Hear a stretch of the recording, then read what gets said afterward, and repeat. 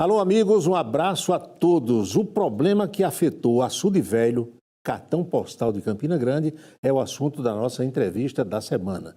E nós convidamos o professor Humberto Barbosa, o homem que é PhD em água, solo, meio ambiente também pela Universidade do Arizona, lá nos Estados Unidos.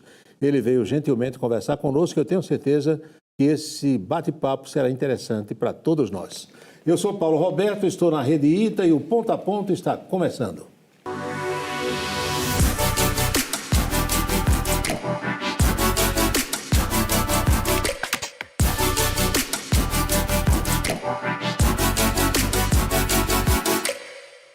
E a gente vai iniciar a entrevista com o professor Humberto Barbosa, a quem eu agradeço a presença no programa.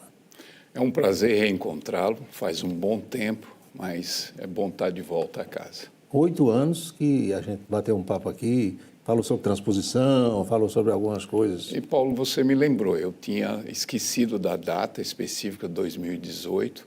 Ela é muito importante porque depois de 2018 a gente teve o derramamento de óleo na costa do Nordeste. Pois é. E foi um grande desastre ambiental e foi um dos quais o LAPS, o Laboratório de Análise, Processamento e Imagem de Satélites, o qual eu coordeno, participou ativamente e os resultados foram importantes, mas em seguida a comissão parlamentar ela não deu sequência porque a Covid-19 interrompeu todas as atividades, mas a gente trabalhou com o prefeito de Recife, o João Campos, o ex-senador Jean Prats, que foram recentemente, Jean Paul Prats, foi presidente da Petrobras, participou da comissão, foi presidente da Petrobras.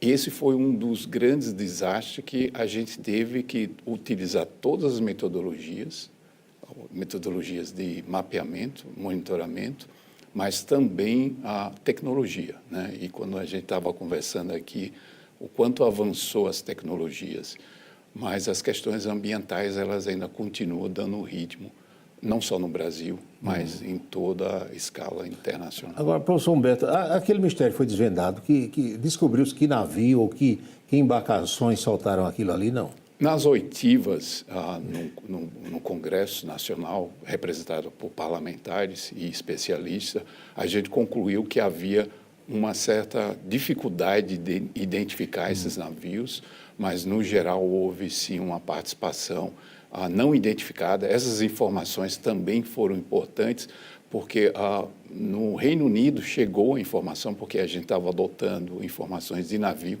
informações de sinal, e um dos sinal que a gente teve acesso e confrontou com as imagens de satélites e outras informações, mostrava um navio não identificado, muito próximo ali da costa do Rio Grande do Norte. Vamos agora para o assunto do momento aqui em Campina Grande, que é esse problema do açude velho. Aquilo ali era um problema que poderia ser evitado? É um desastre ambiental e ecológico e deveria ter sido evitado. E explico por quê. Em parte, qual é a situação do açude velho, Paulo? O açude velho hoje é assoreado, e isso em função dos sedimentos. Esses sedimentos têm várias origens. Ele é também colapsado porque, em função das condições ambientais do próprio açude, levaram a esse colapso. Ele também tem um grau e um nível muito alto de poluição. Esses 3 fatores juntos, eles ocorreram com um fator climático também, as altas temperaturas, uma redução crítica do espelho de água do açude, reduziu muito nos últimos anos. Ele tem trabalhado no limite da secagem, o que fez com que não só o volume, a profundidade, a oxigenação e esses fatores juntos determinaram basicamente o colapso na segunda semana, mais precisamente de 11 e 12 de janeiro de 2026. A gente falando aqui sobre o assunto sério, e Reginaldo, que é o chefe do estudo aqui, perguntando, e o jacaré não morreu, não?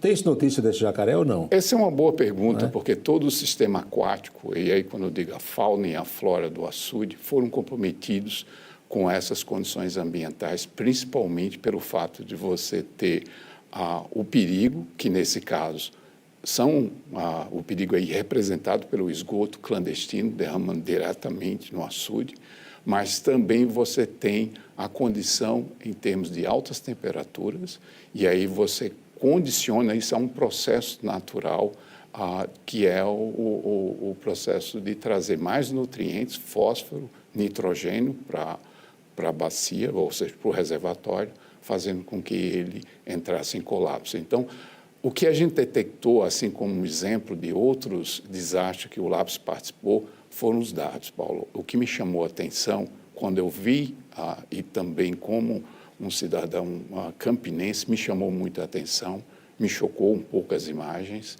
Eu acredito que todos os segmentos da sociedade ficaram surpresos com aquela, porque não é só o cartão postal de Campina Grande, é o berço, Paulo. Ali tem memória, claro, ali história. tem luta, e ali tem todo um processo que eu trabalho muito com a adaptação de secas, ou seja, o açude em 1830 ele tinha um propósito, que era abastecer a cidade e evitar as grandes secas, ou seja, você ter o abastecimento de água para aquela população. Então, além do símbolo da cidade, ela também era o berço dessa condição do algodão, né? A implantação do algodão, sim, todo o histórico da cidade remete muito ao açude velho. Então, isso me chamou muito a atenção e os dados apontavam um aumento do volume de água no açude velho nas últimas semanas de dezembro de 2025, quando praticamente a gente observou que não houve chuva para justificar aquele aumento significativo. Foi um aumento significativo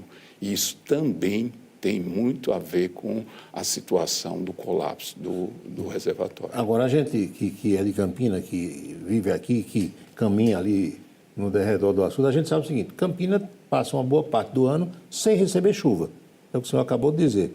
Mas o açude nunca secou, então tem água entrando ali de algum lugar, vindo de algum ambiente, e com que substâncias misturadas, sabe Deus lá. Quem caminha no açude, não sei se o professor já caminhou, se você vai caminhando do lado oposto ao Museu dos Três Pandeiros, você vê que há várias tubulações despejando água líquida permanentemente no açude. Se você vai do lado do museu, olhando para o outro lado, nem vê tanto, porque também são menos as residências, os edifícios. Mas do lado oposto você vê muito isso. Toda a vida não jogaram esgoto ali, não. Esse esgoto não tem algum tipo de substância, algum tipo, digamos, desculpa a ignorância, de nutriente que serve para aqueles peixes, ou tudo é nocivo? Paulo, a gente tem que entender que nos últimos 40 anos, e aí eu estou levando em consideração 48 anos, de 1978, quando o professor e o ex-prefeito Evaldo Cruz colocou na ordem, na pauta da prefeitura, fazer toda uma questão de revitalização do açude. Ali já era um sinal de alerta de que algo estava acontecendo. Eu fui um ex-aluno da Integrada da FURN, eu tenho certeza que você se lembra da antiga Integrada da FURN, a reitoria ali, muito próximo do açude, sim, velho. Então, nos anos 80, final dos anos 80, início dos anos 90, eu frequentava muito ali. Então, via pescadores, muitas plantas aquáticas. Eu comi peixe tirado dali. Estou vivo ainda, né? Pelo menos eu penso que estou. Então, respondendo à sua pergunta, nesses 48 anos, praticamente o açude foi colocado numa situação porque ele estava em boa saúde. Mas não.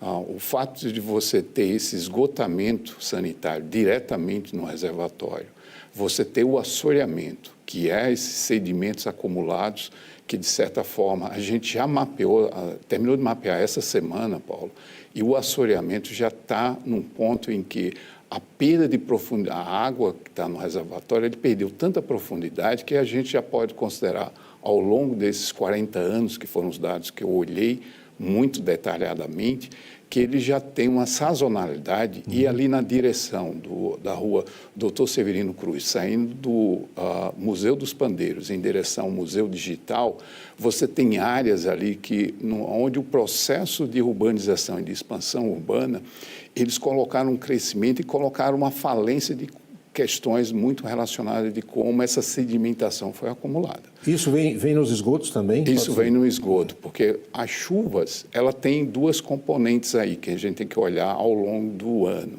A primeira componente é essa acumulação maior das chuvas, mas ainda com muitos resíduos sólidos e com todo o esgotamento, de certa forma, de origem doméstica e industrial, isso tudo. Mas ainda a água da chuva domina, mas essa água da chuva também vem ali do canal das Piabas e ela entra, que é uma obra de construção de 1959, quando a FIEP foi construída. Sim. Então, ela é uma remota, uma condição de engenharia final dos anos 50. Então, ela, nos últimos 10 anos, e mais precisamente nos 5 anos, entraram uma série de fatores, inclusive questões meteorológicas, atmosféricas, que determinaram esses 2 anos extremamente sensível de um acúmulo de 40 anos, onde o assoreamento, a questão da água poluída, e você tem essa condição ali de urbanização e expansão urbana ao redor, no entorno do Açude Velho, determinaram esse colapso que aconteceu. E aconteceu o desastre, sim, Paulo. A gente teve um desastre ecológico, porque você tem que ter alguns elementos, e esses elementos estão presentes. É o elemento do perigo, que é o esgotamento sanitário. Você tem, nesse caso, um grupo vulnerável, que é a fauna e a flora aquática, e aí o encontro, a ligação entre esses dois, você tem um desastre. E o desastre depende do perigo e a vulnerabilidade, que determina o risco. Então, isso aí, tudo junto, colocou a situação do açude num desastre ambiental, porque essas condições ambientais, elas entraram em colapso. Muito bem. A gente, se sair do ponto de 100 réis, você que conhece Campina Grande vai acompanhar o meu raciocínio, você sai do ponto de 100 réis, em direção, passando ali pela Avenida Canal, viaduto, e olha também, o canal recebe esgoto de tudo que é lado. Isso vem descendo pelo canal. O canal, ora vai para o lado da antiga cachoeira, ora deságua dentro do açude, ora fica aquele esgoto estagnado, esverdeado, que a gente passa exalando um odor terrível, horroroso. Então, o açude chegou a essa situação que já ocorreu em anos anteriores, mas em menor dimensão. Dessa vez a coisa foi exagerada realmente e chamou a atenção do Brasil todo. Matérias em rede nacional. A gente vai fazer uma pequena pausa, já volta para o segundo bloco, conversando com o professor Humberto Barbosa. Vamos falar o que pode ser feito para que fato dessa natureza não se repita. Nós voltamos já já.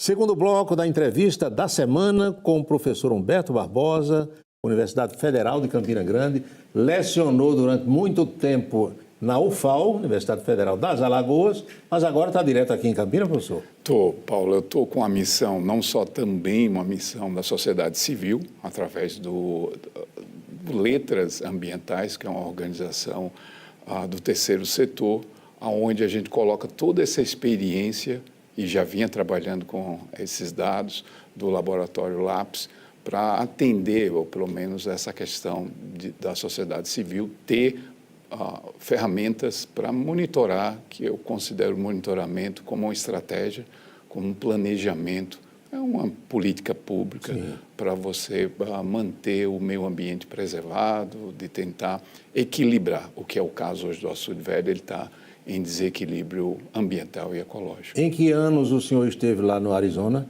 Eu tive de 2001 a 2005, Paulo, 2004, foram quase 4 anos. Eu trabalhei para a universidade, o meu doutoramento foi lá, mas o meu contrato com a universidade era diferente das universidades brasileiras. No caso dos Estados Unidos, o contrato é através ou de uma bolsa de estudo do teu país, não era o meu caso. O meu projeto era com a NASA, então eu fui contratado com esse recurso, então eu tinha que trabalhar meio turno para a universidade, para o departamento, para o meu orientador, e a outra parte eu dedicava à minha pesquisa, que era focada e continua sendo focada na região semiárida brasileira. Gastou muito dinheiro lá em Las Vegas, não? Paulo, eu tive uma experiência muito boa em Las Vegas, e olha que eu não jogo, mas por uma visita, no caso turística, eu fui de manhã, logo cedo, e estatisticamente você tem a maior chance, porque na hora que você joga as moedas, as pessoas já gastaram muito à noite, então eu joguei pela manhã e consegui fazer Eu consegui quase $300. Saiu no lucro? Não, e perguntaram, você vai continuar jogando? Eu falei, não, aqui está ótimo. Mas tinham uns professores do departamento de solos da Universidade de Arizona, que tinham muita experiência na área de estatística e matemática, eles ganhavam dinheiro no cassino. E utilizando técnicas estatísticas e matemáticas. Professor, de onde vem a água ali? São poços? Subterrânea. Fundamentalmente subterrânea. Seco, né? Você praticamente não vê uma árvore, né? Não. Que dê sombra, não vê nada. E o incrível, Paulo, é durante o período de monsoon, que quando os ventos mudam de direção, você traz mais umidade para a região desértica e você tem todo um ecossistema que se adapta a um período muito curto de umidade numa área desértica. E você vê cactos florando, você sente o cheiro mesmo do deserto, mas ao longo da maior parte dos meses, temperaturas que muita gente, ao ficar parado por um período de 10 a 15 minutos, ao meio-dia ele pode sentir um desconforto e desmaiar. A gente teve experiência isso com um colega nosso. Tudo bem. Voltando ao Açude Velho, o que é que a gente pode fazer agora, já para ontem, para que fato dessa natureza não se repita? O que é que a prefeitura pode fazer e se a prefeitura tem consultado os senhores lá na academia? Paulo, é fundamental e obviamente que a gente não é o dono da razão e nem é função de uma experiência de vários anos trabalhando com essa parte de desastres e principalmente com informações estratégicas. O que talvez, na minha opinião, e aqui eu não sou o dono da verdade, falta uma estratégia de planejamento hoje em relação ao Açude Velho. E são soluções que podem estar ligadas diretamente a questões ao ciclo da água. Eu acho que a gente vai ter que conviver com a escassez hídrica. Toda a questão do Açude Velho é a água. E no caso dela foi como essa água foi olhada do ponto de vista do desenvolvimento humano. Foi deixando acontecer, né? A sensibilidade humana em relação à água no Açude Velho, ela reflete o que aconteceu nessas últimas semanas, o que a gente, na mídia nacional, repercutiu em termos de um açude que tem é o berço da história de Campina Grande, é o berço econômico. E uma grande pergunta antes de eu te responder, Paulo, isso me ficou na minha cabeça durante todo esse período do colapso do Açude Velho. E se isso tivesse acontecido um mês antes do evento do São João? Imagina. Hoje essas informações elas correm muito rápidas e hoje há uma estratégia de planejamento turístico entre duas cidades que, de certa forma, estão lutando por questões de vanguarda. Então, Paulo, primeiro, o que falta, olhando esses 40 anos e desde o tempo do prefeito Evaldo Cruz, é muito claro, a gente tem que se adaptar a essa escassez hídrica e daí soluções vão se basear no ciclo da água. A gente está numa região semiárida. Eu digo semiárida porque a região do município de Campina Grande ela está no agreste paraibano, mas ela tem áreas ou localizações, bairros, por exemplo, você olha o sul, distritos que ela tem um sinal e resposta de uma região semiárida. A própria sede do INSA fica na região, né? Quase semiárida. É verdade.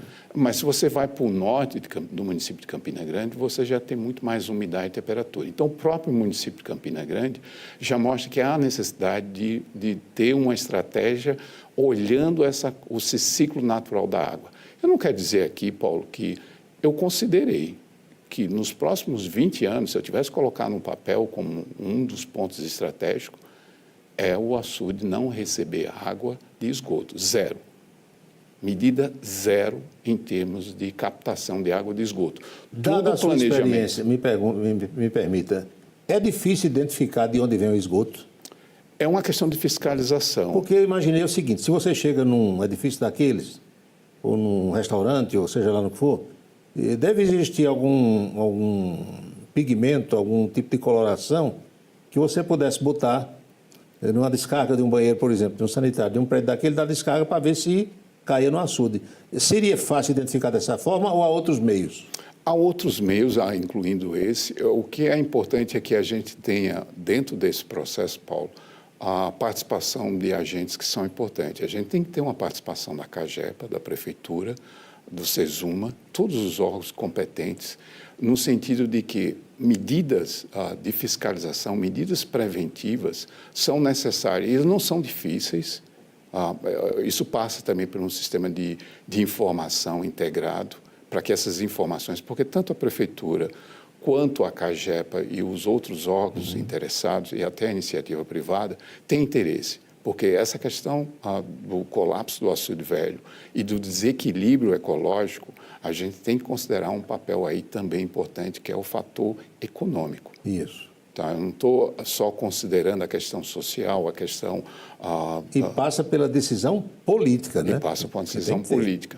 E quando a gente fala o desenvolvimento humano sensível ao ciclo natural e baseado em estratégias de soluções na natureza, é porque a gente está numa região semiárida, onde a adaptação ao ciclo da água vai ser necessário. O que eu queria dizer para você, Paulo, que eu considerei, dentro de uma das medidas, zero a recepção do açude velho de esgotamento. Zero esgoto. Zero esgoto. Bota água no açude de onde? Água da chuva. Água da chuva, e podendo a gente ter anos em que o açude, o berço de Campina Grande, o cartão, o símbolo da cidade, poderia ter menos água ou não ter água. É o ciclo natural.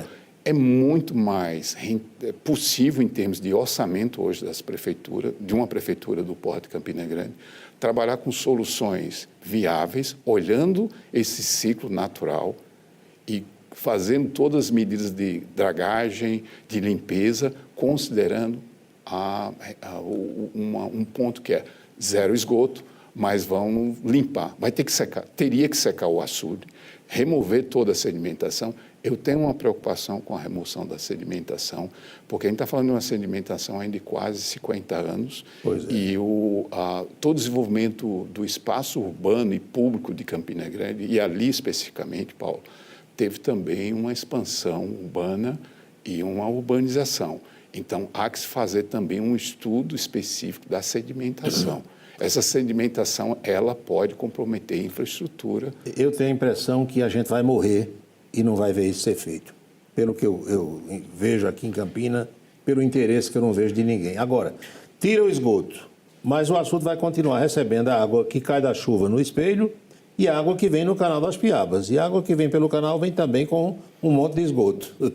Sim, problema, e aí é onde que vem também uma componente dessa solução baseada não só em estratégias, levando em consideração o ciclo da água, porque o ciclo da água seria as chuvas, aí determinando essa captação natural.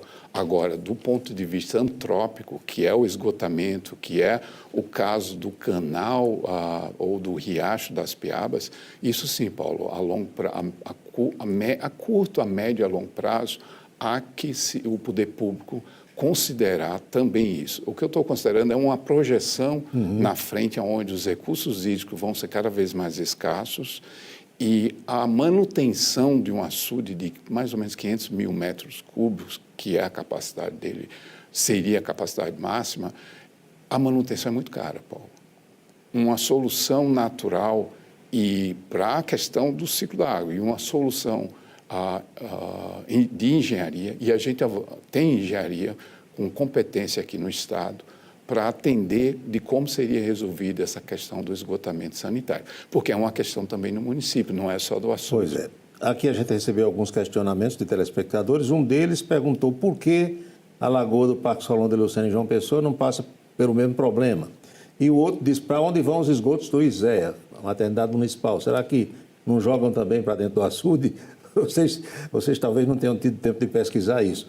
Outro dia, há algum tempo aí, o pessoal, seus colegas de academia, acho que foi da o EPB, mostrou, aqui mesmo a gente expôs uma matéria, onde poderia se tornar a água do açude velho potável.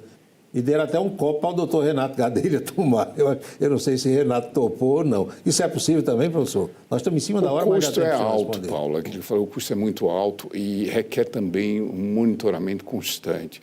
Eu acredito que é muito mais viável hoje a gente trabalhar de que a Campina Grande ela vai ter que olhar isso no futuro e ter estratégias e soluções, porque a água que abastece Campina Grande também não é de Campina Grande, é da região dos Cariris, e isso pode trazer conflitos no futuro próximo. ela vai ter que trabalhar com essa questão da captação natural urbana, ou seja, os prédios vão ter que captar água. Voltar ao tempo quando eu era criança, que toda casa tinha uma cisterna. Exatamente. E você tem que diminuir também essa água superficial que vem desses edifícios e que vão varrendo todas as calçadas, e tem que aumentar também áreas verdes para que você melhore essa questão da infiltração, da captação natural. Então, são soluções estratégicas naturais. Você também tem que ter uma boa consciência, porque são medidas estruturais e tem medidas não estruturais, Paulo. O caso da educação e da consciência também é importante. Eu, por exemplo, eu separo o meu lixo. Embora a coleta do lixo não faça essa distinção, mas eu separo o meu lixo seco fazendo sua parte, e entrego para uma cooperativa. Pois não. Eu já liguei, a cooperativa vem, pega isso, às vezes eu vou e levo, por questões de praticidade, mas isso gera emprego, e isso diminui o gasto de energia e água. Água e energia são duas componentes que um município que teve sempre na vanguarda e começou com o Açude Velho, a energia e a água serão determinantes de quão sucesso essa cidade vai ter daqui a 20 a 30 anos. Professor, dava para a gente conversar muito mais, mas a Natália está dizendo ali que o tempo acabou. Eu vou pedir para ela lhe convidar num outro momento para a gente tratar de outras questões. Muito obrigado por ter vindo ao programa. Eu que agradeço, é bom estar na casa. Eu confesso que deveria ter vindo antes, mas também a gente tem reencontrado isso depois de 2018, quando foi o nosso primeiro encontro, e fico feliz em revê-lo aqui novamente. Muito obrigado.